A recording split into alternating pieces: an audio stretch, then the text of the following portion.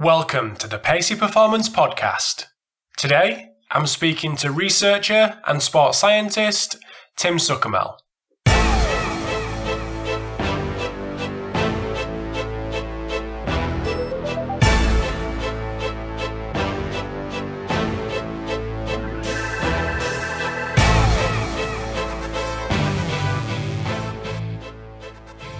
This episode of the Pacey Performance Podcast is sponsored by Valve Performance, the team behind the NordBord hamstring testing system. So the NordBord is the fastest and easiest, most accurate way to measure hamstring strength in under 90 seconds. So the NordBord gives you the right information so you can make the right decisions for your players at the right time. So it's already in use by over half the Premier League and dozens of other elite teams around the world. So the NordBord testing system is on its way to becoming the gold standard for measuring and monitoring hamstring strength. So if you are interested in getting to know anything more about the NordBord, you can visit Vald Performance, that's VALD performance.com, to find out more. Welcome to episode 91 of the Pacey Performance Podcast. So today we've got Tim Suchomel, who is going to discuss everything Olympic weightlifting. So we've never really had anyone on the podcast yet who kind of has a background like Tim in research specifically targeted at Olympic lifting and their derivatives. So it was great to get Tim on and get a real in-depth insight into Olympic lifting, where them derivatives can fit in the annual plan. Also cluster sets and training the Olympic lifts for speed and acceleration, which is a really interesting one. Hopefully this episode will cause a little bit of discussion. Obviously there's kind of polar views on the Olympic lifts being used for developing speed and acceleration. So if you do have any points on the episode itself, just post them below the tweet that I put out to let everyone know this podcast has gone live. But just before I let you go, I'm just going to pass you over to Doug at Coach Me Plus, who's going to give us a couple of minute segment on the use of heart rate monitoring in sport. So massive thanks to Coach Me Plus for sponsoring the podcast today. And after Doug's segment, we will get straight into the chat with Tim Suchomel. I'm going to make a case for heart rate analysis. Every sports performance coach, strength coach, has at one time or another got a question from their head coach. What kind of shape is this guy in? And, already they probably formed an opinion. They have decided, just by virtue of asking that question, is this guy in shape? They're saying they don't think he is. And I think the most important thing with regard to this is that you have to have an answer to that question that provides him with a good feeling about how you came to the conclusion that he is or isn't. And the way you do that is through heart rate analysis. I'm going to make a case for somebody to have a heart rate monitor on their athletes on a daily basis so that they can actually learn that athlete's peak training heart rate and competitive values that you would see.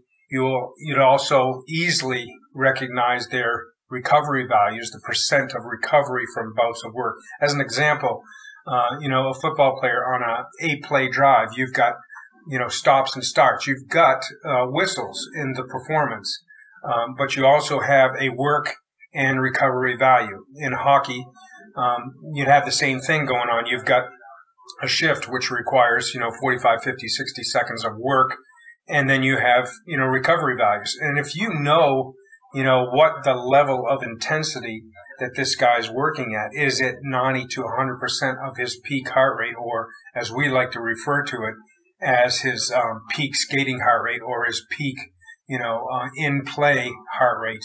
And those values, and he's there for, 30 seconds, 40 seconds, 60 seconds, and then he gets 1 to 2 minutes recovery, and he's got a drop-off value that represents that he's really in very good physical shape, particularly if you look at it from the standpoint of the first bout of work or the first play in football or the first shift. And then, in a typical hockey game, as an example, they'll have as many as 20, 22, 23 shifts But in a period, they may have as many 7 shifts, and in that period, there's going to be fatigue. And what you're looking at from first shift to the 7th or 8th shift, how well does he recover?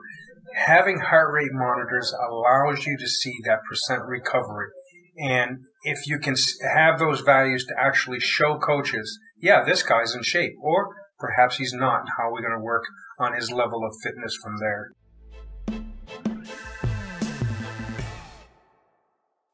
Right, really pleased tonight, or this afternoon in Tim's case, to welcome Tim Suchomel to the podcast today. So welcome to the podcast, Tim.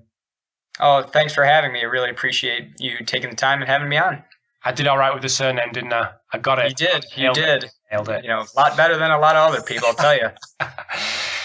So anyone that doesn't know anything about you, just want to give us a little bit of an intro on yourself, really, what you're currently doing, and maybe what you've done in the past. Oh, sure. I'm just finished up a PhD this last year at East Tennessee State in sport physiology and performance under Dr. Mike Stone, Dr. Brad Deweese, and Dr. Kimi Sato. Currently, I'm working as an assistant professor at East Stroudsburg University in Pennsylvania, which for those listeners who don't know where that is, it's in the northeast part of the United States. Prior to that, I did both my undergraduate work and graduate work, master's degree in Wisconsin, which is the accent you probably hear. Lots of long O's and A's.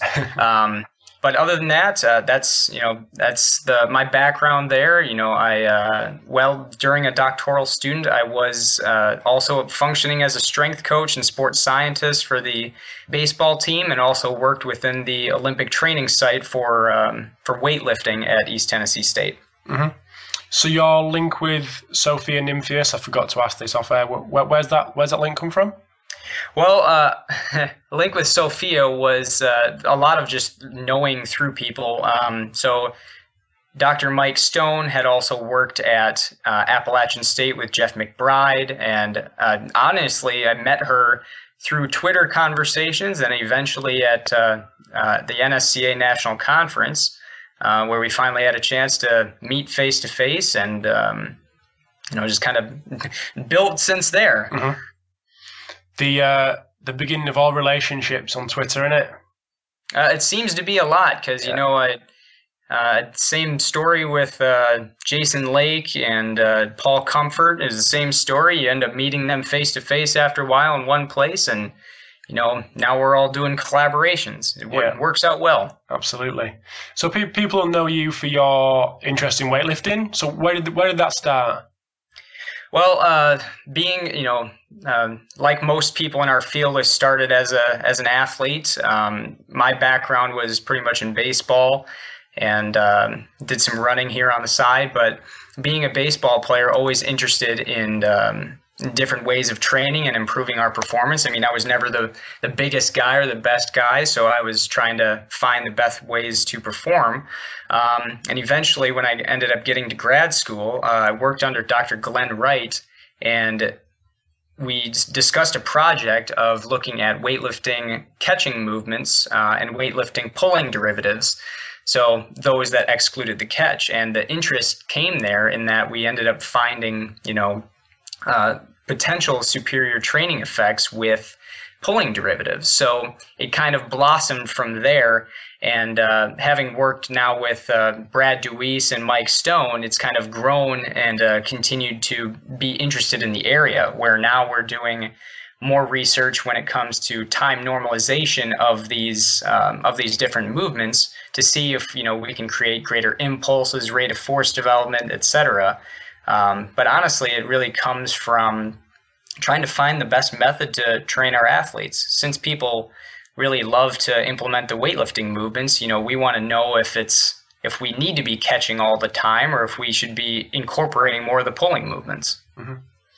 So that brings me nicely onto the next point, which is we spoke off air about kind of times when you would incorporate just pulling derivatives in the kind of annual plan of the catching derivatives.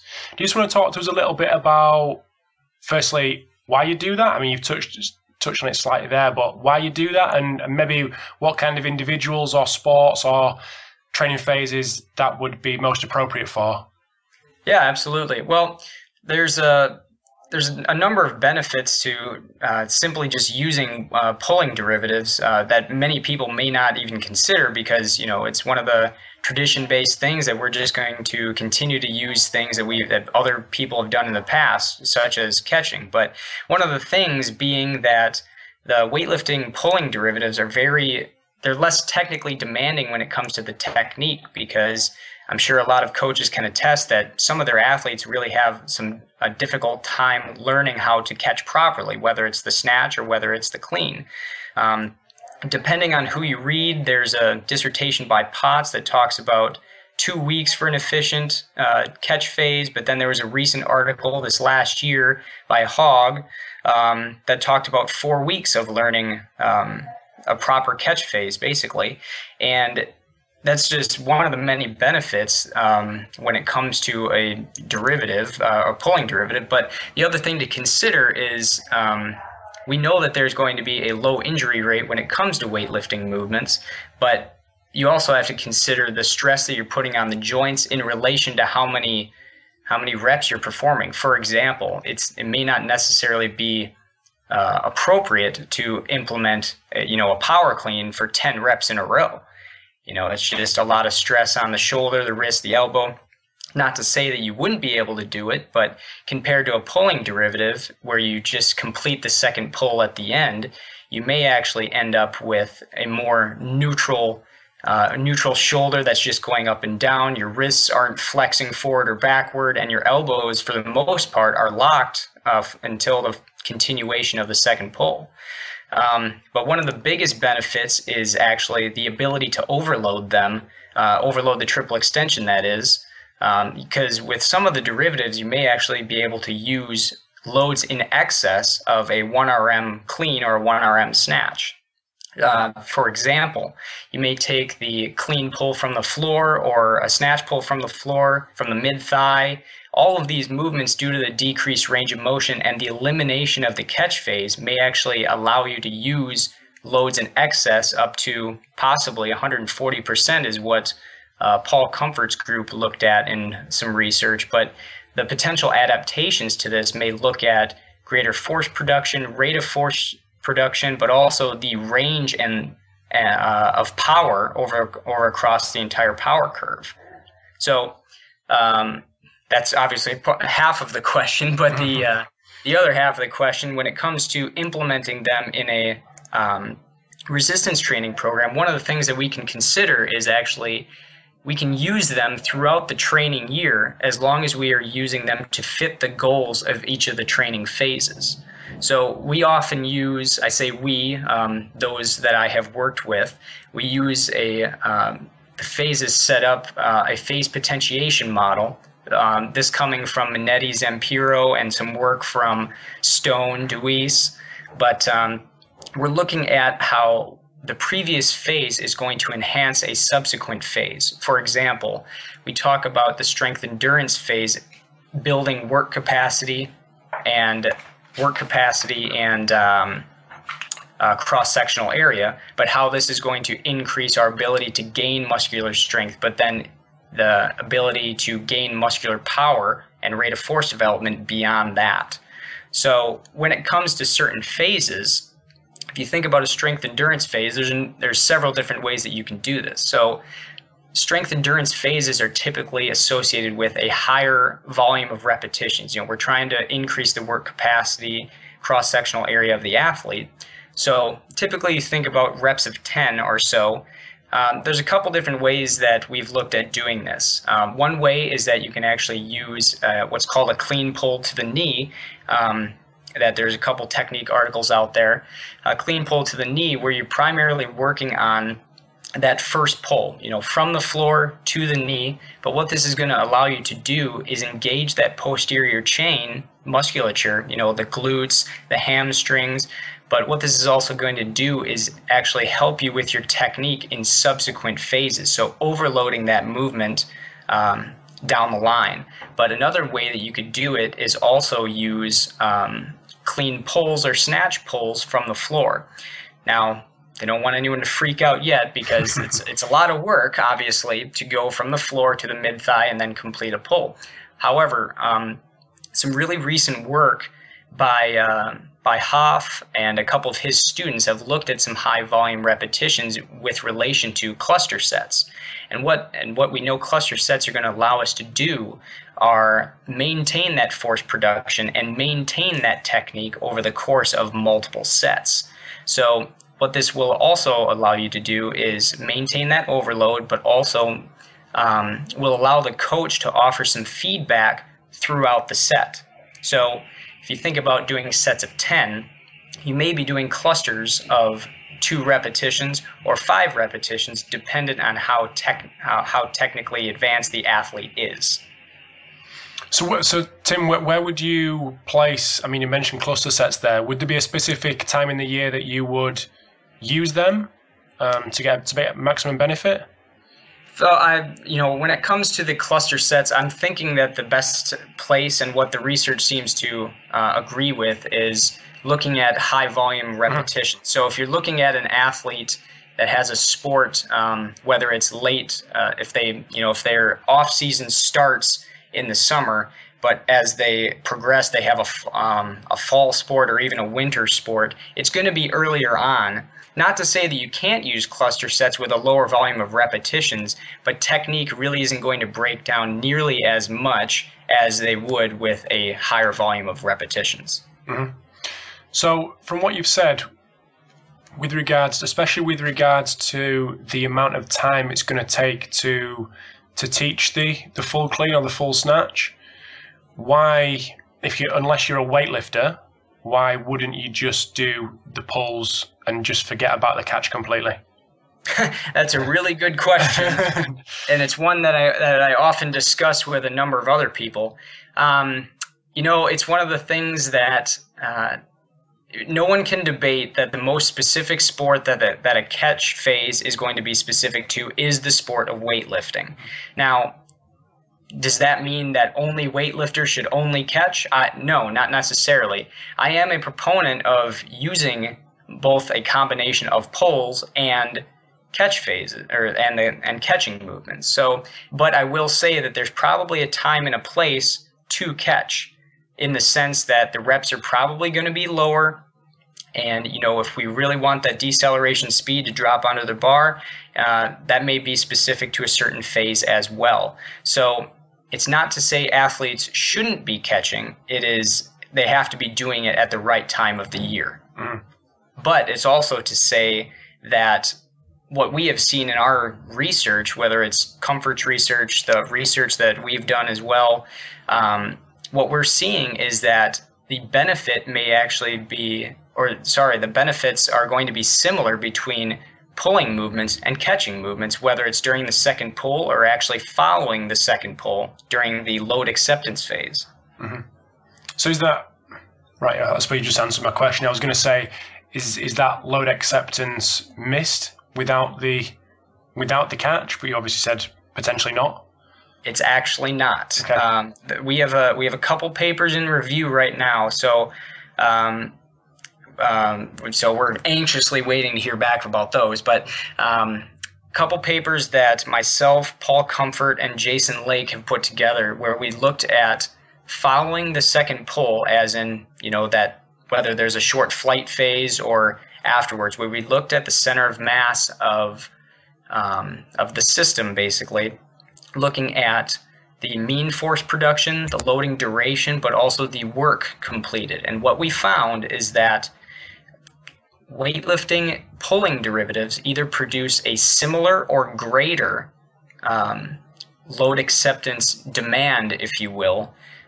So to those who commonly think that a catch phase is going to, help you absorb the load, decelerate, they are correct. However, it appears you can achieve a similar stimulus with weightlifting pulling derivatives. Mm-hmm. Interesting. So when obviously you haven't got the remarks back yet about the paper, but when is that hoping to be published? You may have to ask the reviewers on that one, but we'll see. Okay, cool. So I just want to move on a little bit and just talk about, again, something that kind of we discussed beforehand and previously, and the force velocity curve. Yeah. Firstly, I'm going to totally dumb it down and just ask you to firstly explain what I meant or someone else may mean by the force velocity curve. All right, yeah. So force velocity curve, or the power curve, if you will, is going to be made up of obviously two components. The product of force and velocity is power. So we can achieve a certain power output. I'm going to steal this from Dr. Stone right now, but as you would emphasize in class, you can have force times velocity, force times velocity, or force times velocity. So it's, you know, it may sound a little strange, but you know, the emphasis on the exercise is going to determine what end of that curve that we are trying to train. So ultimately, what our goal is to enhance the athlete by training different ends, or both ends. We shouldn't just train one. Training both ends of the curve will allow us to shift this curve up and to the right, meaning we are enhancing our velocity, we're enhancing our force production, and by that we are enhancing the power output and rate of force development. Mm-hmm. So going back, try and link the two, the kind of 2 points that you've made already. Where would the full clean or the full snatch, obviously that's two completely separate things, fit on the force velocity curve compared to the catching, just the pulling derivatives that you've mentioned? Yeah, absolutely. We actually created a graphic, a smaller version of this graphic. Not to self-promote, but it's a pinned tweet on my Twitter right now.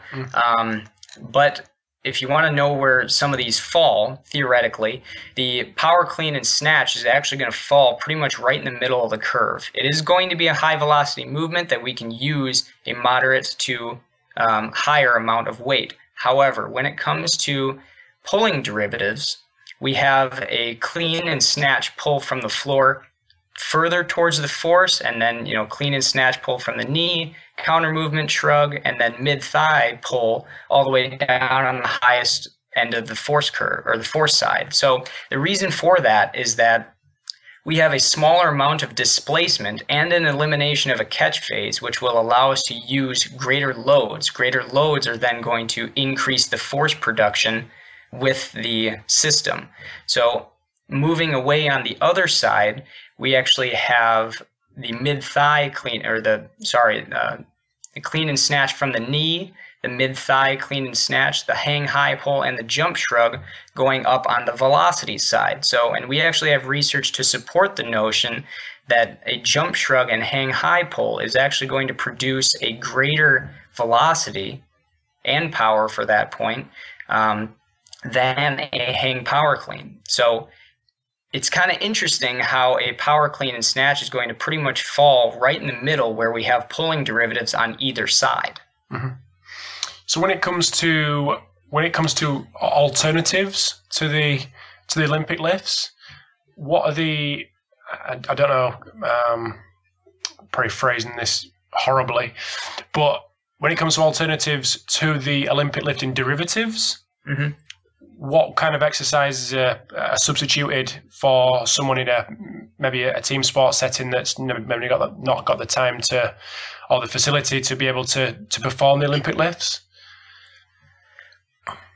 Oh, okay. I think I get what Sorry, you're saying. that's phrased horrendously. So what would be the so say that the force end of the curve, what would be an alternative to an Olympic lift or an Olympic lifting derivative if said sport S&C coach didn't have the facility or the time to be able to teach his athletes the Olympic lifts? Oh, okay. So you're talking about with or without a barbell, or with a barbell? Both, mate. Yeah. Okay. Well, if they have access to a barbell and they may not be able to learn the entire lifts, you have to kind of start where the lift is most important. Yeah.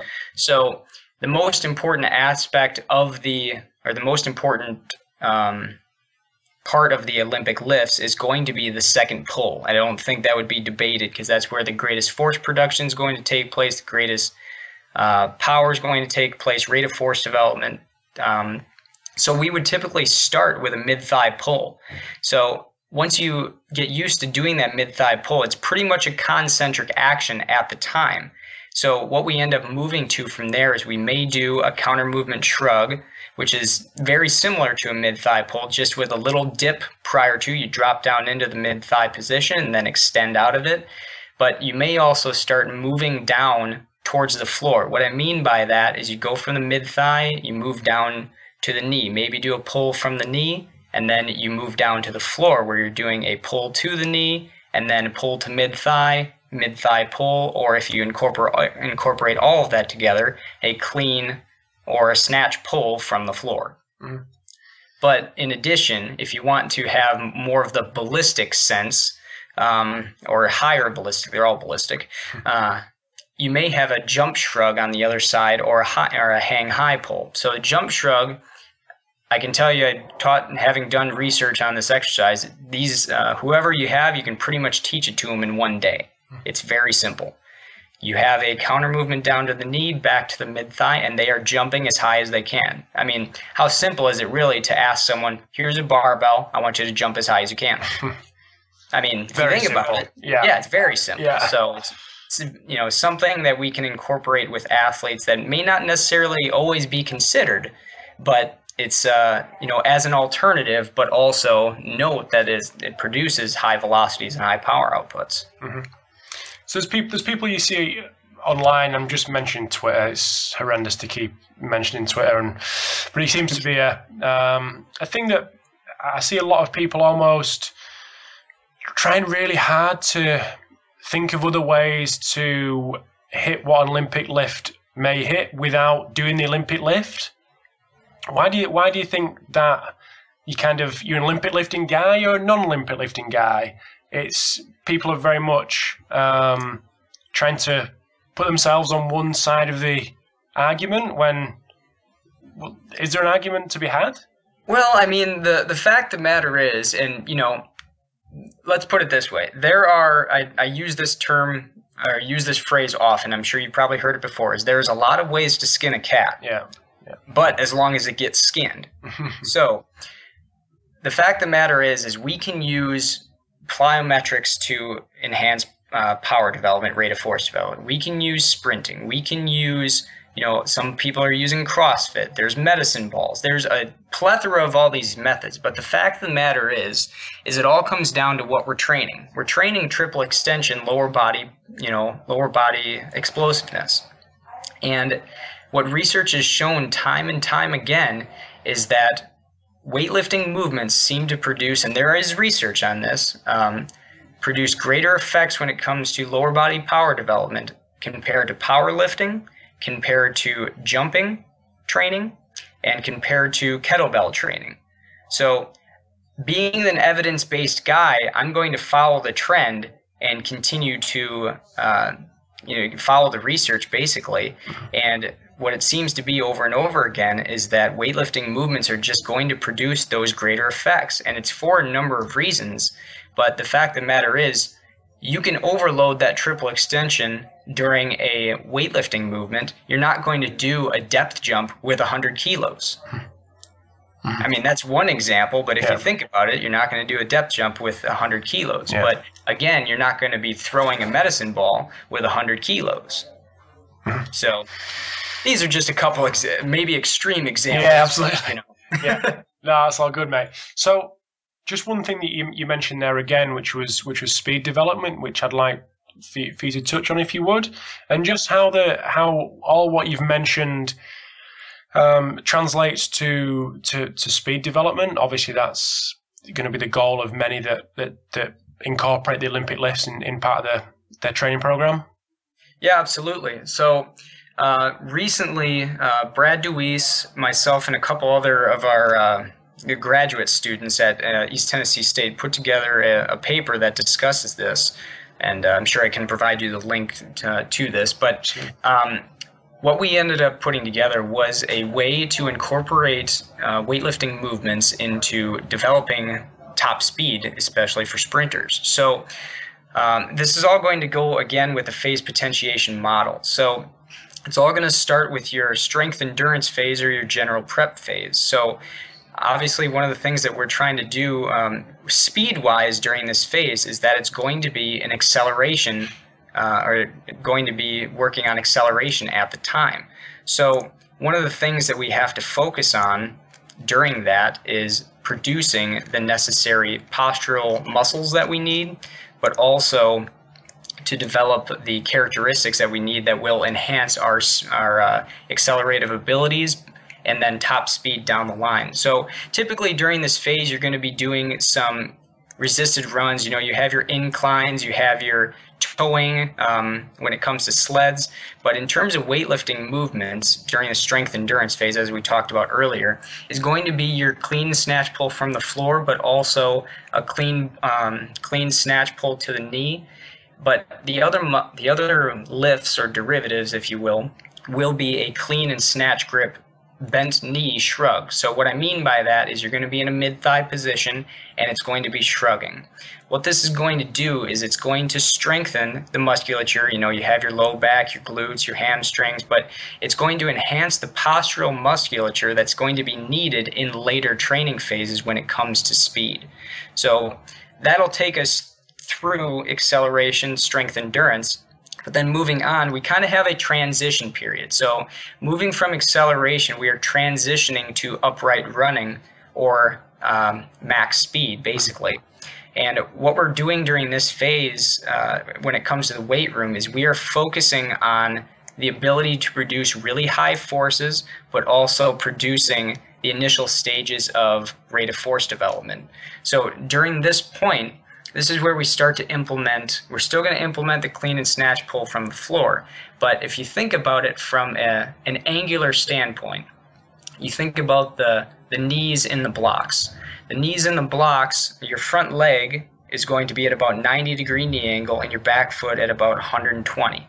So as we're doing a clean snatch pull from the knee, we work through those angles in a strength endurance phase, and we continue to do that once we get into a max strength phase. But now when we get into the max strength phase, we're becoming more upright. So if you think about the actual movement of coming out of the blocks, we transition going from a forward lean to an upright position, in which case we could use the clean snatch pull from the floor, clean snatch pull from the knee. But now that we're upright, we're actually looking at doing a mid-thigh pull from that upright position. So now we're at, you know, we have about 120, 140 degree upright. But what this is going to do is allow the athlete to produce really high forces, high rates of force development during a concentric phase, but also will allow them to produce the forces that they're going to need to absorb their landings when they come back down. So if you think about it, the elite sprinters are going to be producing 4 to 5 times amount body mass every single ground contact. So what we need is we need high force production. We need a high rate of force production, so essentially our athletes don't collapse when they come down on themselves. Mm-hmm. So moving into that, so this is typically going to be our lower repetitions, higher intensity. So we're going 5 repetitions, we're doing 3 repetitions. But the other thing that we need to start incorporating now as we move to max velocity is we need to promote kind of the strength speed aspect. So what this is moving a relatively heavier load quickly. So again, we're not totally at our competition type phase. We're still kind of in our special prep at this point. But as we continue to move toward the season, this needs to emphasize that triple extension at the time. But these heavily loaded pulls will allow us that force production and that high rate of force production with a heavier load. As we continue to move through the season and we're leading toward a taper and toward a peak for that really important meet, now we need to start to emphasize the speed strength aspect of it. So thinking about other lifts that we can incorporate down the road. So let me backtrack here a little bit. I get ahead of myself when it comes to this stuff. No, don't worry. But when we get into these lower repetition phases, now this is where you can start to incorporate, like I said, the strength speed aspect. So we still want something that's going to have a moderate load to it, but we still want high rate of force development. So if you think about it, this is where you start to incorporate a mid-thigh clean or a mid-thigh snatch. So if you think about it, we have a mid-thigh pull and clean pulls as kind of our retaining load, if you will, or our focus, our concentrated load. But now we're trying to introduce a new stimulus to it where we have a heavy rate of force development. Now we need something lighter. So going back to the force velocity curve, we're training both aspects of that curve. So now we have a higher rate of force development with a movement that has a catch. So here are your catches for those that want to incorporate catching, obviously. But as now we move to your strength, speed, strength aspect, now we can still maintain that heavier load with a mid-thigh pull, clean pull from the floor. You can incorporate those counter movement shrugs. But the other thing that you start to incorporate is kind of the really light movements that are going to be highly ballistic for that high rate of force development, high power output. This is where we're talking about jump shrugs, hang high pulls. You still have your counter movement cleans, counter movement snatches. But the beautiful thing towards the end of once we get to the taper phase and the kind of the competition speed phase, is that if we followed a sequence progression up to this point, we should have built up the other characteristics going down the line. Going back now, strength endurance, we have our work capacity, cross-sectional area. We have our strength characteristics that we built up. We built up our strength speed, the heavier rate of force development. Now we moved into speed strength where we have the retaining loads, but still the higher rate of force development with the lighter loads. So eventually what we're trying to do is peak those abilities at the right time using a sequence progression of derivatives. Mm-hmm. So when it comes to velocities themselves, obviously with gym awares and push bands becoming kind of commonplace for each phase of the training cycle that you've mentioned, what kind of speeds are we looking at for each kind of strength endurance, speed strength speed? Oh, sure. When it comes to the velocities, the first thing I will tell people is that there are differences between the center of mass velocity and the bar velocity, so people just need to be aware of that. But what I will do is there are a couple studies out there, the ones that have measured bar velocity. There was one by Paul Comfort's group looking at the mid-thigh pull. So this is going to be your maximal strength, absolute strength, but also could be all the way up into your strength speed and speed strength blocks, depending on where you're implementing it. But what they were looking at were loads between 40% 1RM power clean all the way up to 140% of their power clean. And within that range, they looked at they saw velocities anywhere between 1 meter per second at the highest load, and then all the way up to 2 meters per second at the lightest load of 40%. There was another study by Hoff, I believe it was 2003, if I can get my numbers right. It was they looked at the clean pull and the effective various set configurations on it. And depending on the set configuration, they looked at 90% 1RM and also 120%. So as I mentioned earlier, you can incorporate the clean pull as early as the strength endurance phase, but can also be commonplace, if you will, throughout the rest of your phases if you choose to use it. But at 90% 1RM, what they saw were bar velocities of 1.6 to 1.7. And then at 120%, 1.3 to about 1.4.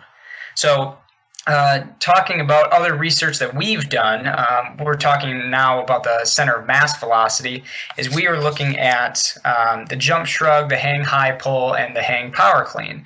So we saw center of mass velocities anywhere ranging from approximately 2.5 up to 3 meters per second, seeing that ballistic component when it comes to the jump shrug. Slightly lower for the hang high pull. These were at the lightest loads examined, obviously. but we saw those still right around 2 meters per second. And then the hang power clean at the highest point was at 1.7. I believe it ranged all the way down to about 1.3 or 1.4. Cool. So just again, one more thing that I've thought of is single leg derivatives. That is a touchy subject. Yes. Oh shit. Sorry, Tim. Is it? No, touchy subject in the sense that I am not a big fan of doing single leg weightlifting derivatives. Okay. Why is that? The reason why is that the stability standpoint is already shaky to begin with.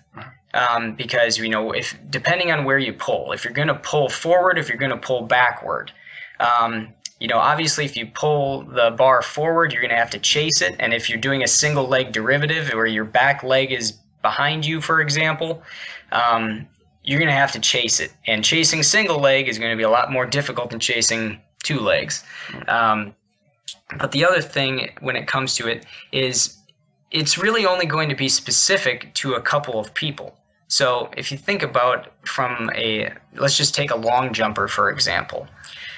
You have your sprints down the runway, and then you have your penultimate step.